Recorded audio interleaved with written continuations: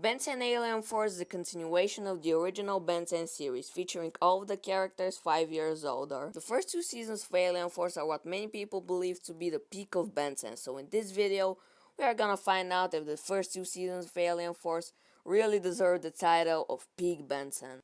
We entered the first episode seeing Ben playing soccer without the Omnitrix, which means that Ben now has a normal life, but that all changes when he finds out that Grandpa Max has been on a secret mission. Ben goes to his house and finds that the Omnitrix is still in his box. The box from the original series where he collected stuff from his adventures. I think it's shown for like one episode in the original series, but still, Ben needs an advice, so he goes to Gwen. But while they're talking, a random dude shows up who is actually a plumber named Labrit and joins Ben and Gwen's team. Well, for his remaining hours alive, that is. Ben puts on the Omnitrix. The trio goes somewhere. I'm not too sure where they are. If I'm guessing by the background, they're probably in a black void, but anyways, here's where Kevin shows up. Now in his human form, which gets explained along with how he escaped the No Void and Ultimate Alien. But for now it's unknown, and I honestly really like that. It creates a mystery behind what Kevin has been doing the past 5 years. Anyways, Ben tries using the Omnitrix, but it doesn't work. Well, nothing new here. But that's because it's recalibrated, which gave Ben 10 new aliens, but removing the ones that he unlocked while he was 10 years old. Oh, and also the Omnitrix looks different. I wonder why. Ben turns into Swampfire and he defeats Kevin, who then decides to join the team because he's wanted to be a plumber like his father. I forgot to mention that the Forever Knights return, and also new villains show up called the DNA Aliens, their leader the Hybrid. Anyways, they go to the Knight's castle and fight a dragon. After that, Labrid gets damaged and he dies. Honestly, this scene kind of frustrates me for two reasons. One, because I honestly really like this guy, and I think he could have been a really interesting side character. And two, could have got them 5 times by now. Why are you just standing there? This could have been easily avoided. Anyways, the trio go to the hybrid ship. They fight the DNA aliens. Ben fights the hybrid. Get out of my room! I'm playing Minecraft! Ben falls from the ship. And yeah, that's pretty much the episode. I really enjoyed this episode, and to be honest, it's probably even a little better than the pilot of the original series. I just think in the Alien Force pilot there is a lot of exciting stuff in it, like Kevin joining the team, all of them being 5 years older, Ben having a brand new Omnitrix with brand new aliens. That's probably because it's a two-parter, and it's not only one episode, but a lot of the things I just mentioned are from the first part, so I guess they're just better.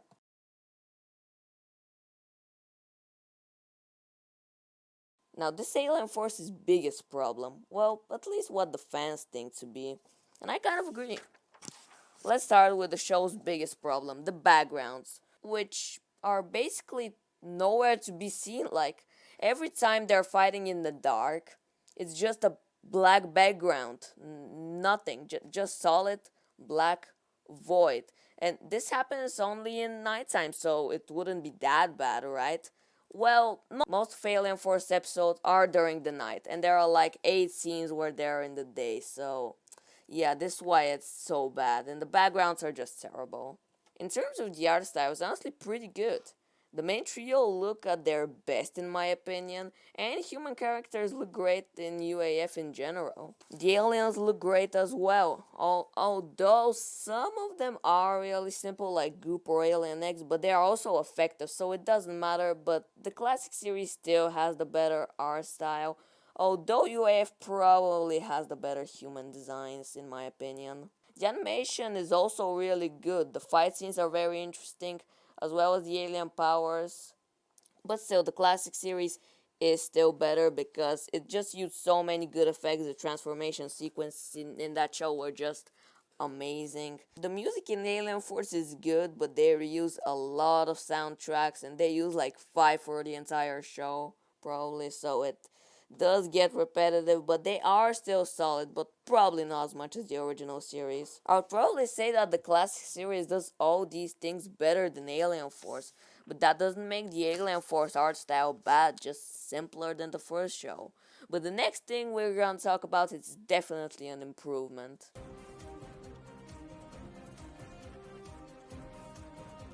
As all of you probably know, Alien Force set 5 years after the classic series. It's not like I didn't say it 5 times by now, but still. Which makes Gwen and Ben 15 and Kevin 16 now.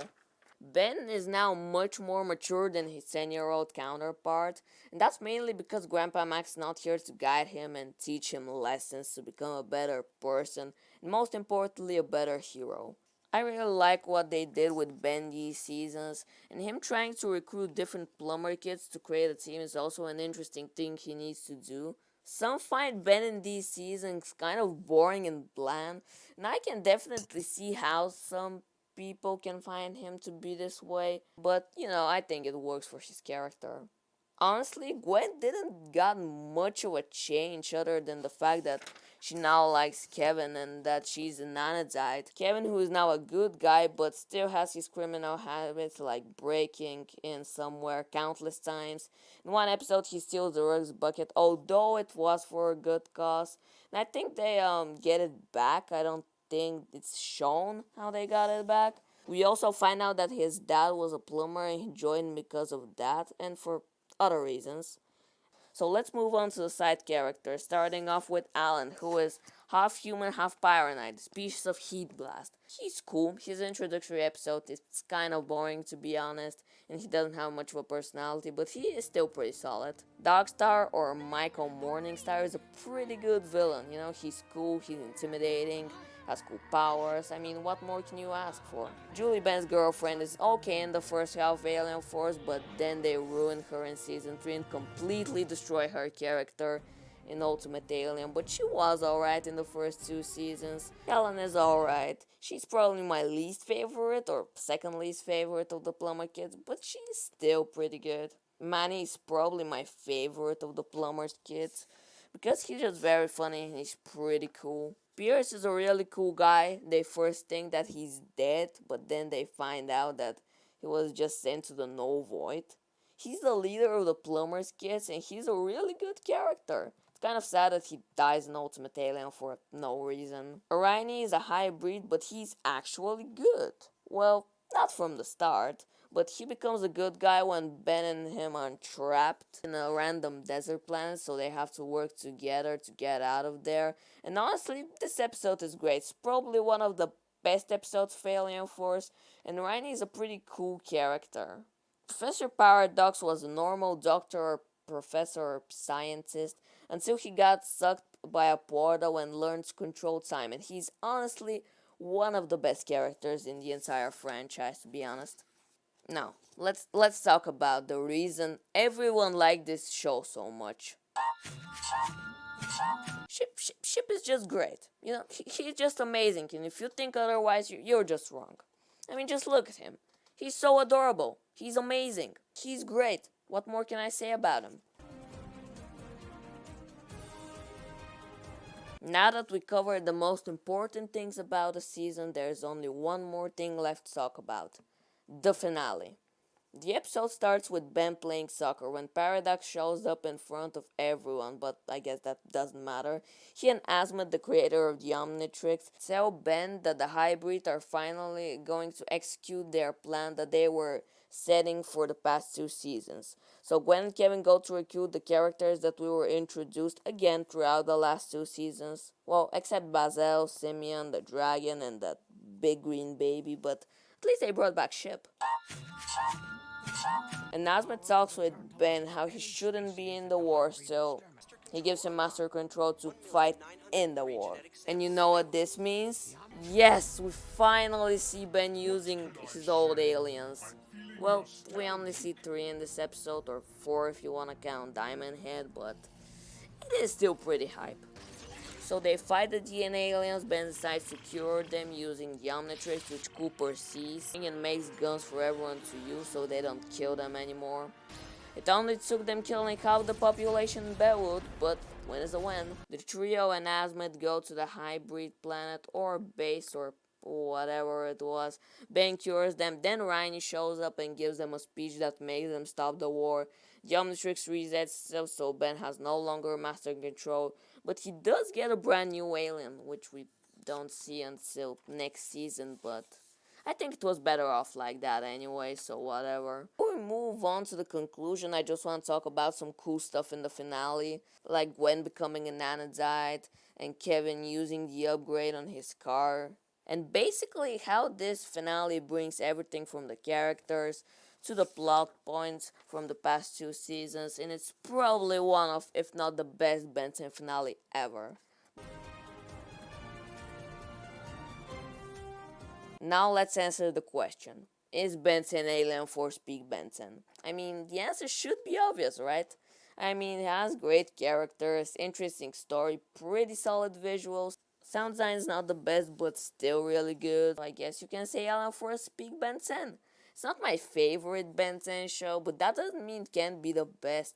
I think it's the best in terms of storytelling and the characters, so I guess we figured it out. Benson Alien Force is peak Benson, but let me know what you guys think in the comments below. Also, make sure to like the video and subscribe to the channel if you enjoyed it, and I'll see you in the next video. Bye!